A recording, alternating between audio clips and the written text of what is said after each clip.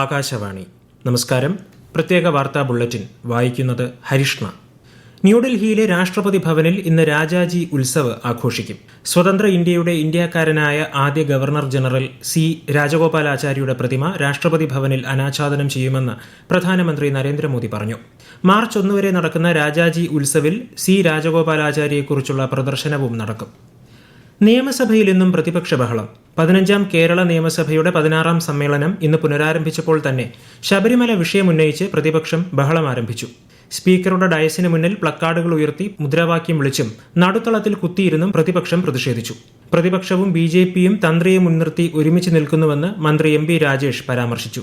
പ്രതിപക്ഷ ബഹളത്തിനിടെ സ്പീക്കർ ചോദ്യോത്തരവേളയിലേക്ക് കടന്നെങ്കിലും പ്രതിഷേധം തുടർന്നതോടെ സഭ ഇന്നത്തേക്ക് പിരിഞ്ഞു. തീവ്ര വോട്ടർ പട്ടിക പരിഷ്കരണത്തിന്റെ ഭാഗമായി പ്രസിദ്ധീകരിച്ച അന്തിമ വോട്ടർ പട്ടികയിൽ സംസ്ഥാനത്താകെ 2,60,53,644 പേരാണുള്ളത്. കേരളം ഉൾപ്പെടെ 5 സംസ്ഥാനങ്ങളിലെ വോട്ടർ പട്ടികയാണ് കേന്ദ്ര തെരഞ്ഞെടുപ്പ് കമ്മീഷൻ പുറത്തിറക്കിയത്. ഗുജറാത്തിലാണ് ഏറ്റവും കൂടുതൽ പേരെ വോട്ടർ പട്ടികയിൽ നിന്ന് ഒഴിവാക്കിയത്. 206 പേർ മാത്രം പട്ടികയിൽ നിന്ന് പുറത്തായ ലക്ഷദ്വീപിലാണ് ഏറ്റവും കുറവ് വോട്ടർമാർ ഒഴിവാക്കപ്പെട്ടത്. മുൻ കേന്ദ്രമന്ത്രിയും ഓൾ ഇന്ത്യ തൃണമൂൽ കോൺഗ്രസിന്റെ സ്ഥാപക അംഗവുമായ മുകുൾ റോയ് അന്തരിച്ചു. 71 വയസ്സായിരുന്നു. ഇന്ന് പുലർച്ചെ കൊൽക്കത്തയിലെ സ്വകാര്യ ആശുപത്രിയിലായിരുന്നു അന്ത്യം. ആരോഗ്യ പ്രശ്നങ്ങളാൽ ദീർഘകാലമായി ചികിത്സയിലായിരുന്നു. മുകുൾ റോയിയുടെ നിര്യാണത്തിൽ പ്രധാനമന്ത്രി നരേന്ദ്രമോദി ഉൾപ്പെടെയുള്ള പ്രമുഖർ അനുശോചിച്ചു. ഹരിത കേരള മിഷന്റെ നേതൃത്വത്തിൽ സംഘടിപ്പിക്കുന്ന ഹരിത കേരളം ദേശീയ പരിസ്ഥിതി സമ്മേളനം ഇന്ന് തിരുവനന്തപുരത്ത് ആരംഭിക്കും. 3 ദിവസത്തെ സമ്മേളനം മുഖ്യമന്ത്രി പിണറായി വിജയൻ ഉദ്ഘാടനം ചെയ്യും. കൃഷി, ഊർജ്ജം, പരിസ്ഥിതി പുനഃസ്ഥാപനം ഉൾപ്പെടെയുള്ള വിഷയങ്ങളിൽ പ്രബന്ധങ്ങൾ അവതരിപ്പിക്കും. മറ്റന്നാൾ നടക്കുന്ന സമാപന സമ്മേളനം നിയമസഭാ സ്പീക്കർ AN ഷംസീർ ഉദ്ഘാടനം ചെയ്യും. എറണാകുളം തൃക്കാക്കരയിലെ BJPയുടെ തെരഞ്ഞെടുപ്പ് ഓഫീസ് കേന്ദ്രമന്ത്രി കിരൺ റിജിജു ഇന്ന് ഉദ്ഘാടനം ചെയ്യും. തെരഞ്ഞെടുപ്പ് ഓഫീസിനോടൊപ്പമുള്ള കോൾ സെന്ററിന്റെ ഉദ്ഘാടനവും അദ്ദേഹം നിർവഹിക്കും.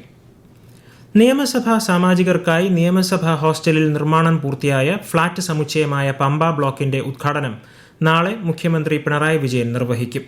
50 വർഷത്തിലധികം പഴക്കമുണ്ടായിരുന്ന പഴയ കെട്ടിടമാണ് നവീകരണത്തിന്റെ ഭാഗമായി പുതുക്കി പണിതത്.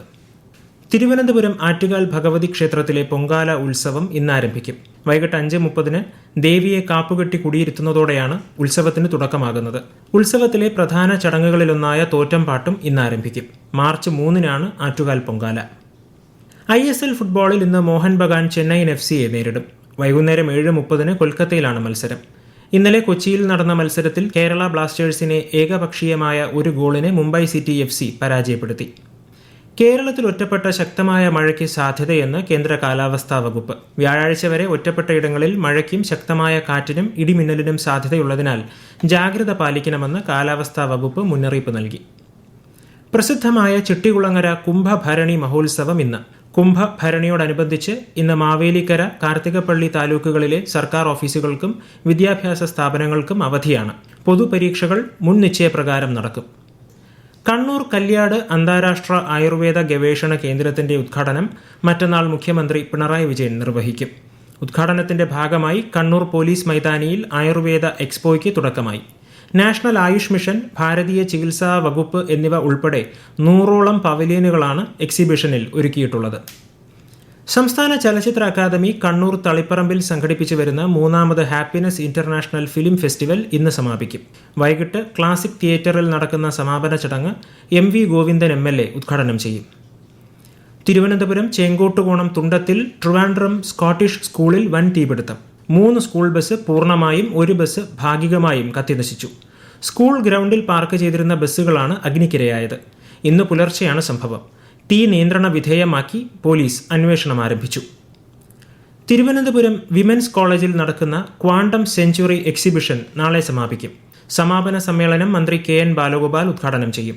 ക്വാണ്ടം മെക്കാനിക്സിന്റെ 100ാം വർഷം പ്രമാണിച്ച് ഐക്യരാഷ്ട്രസഭയുടെ ആഹ്വാനമനുസരിച്ച് ലോകമെമ്പാടും നടക്കുന്ന ആഘോഷങ്ങളുടെ ഭാഗമായാണ് എക്സിബിഷൻ സംഘടിപ്പിച്ചിട്ടുള്ളത്.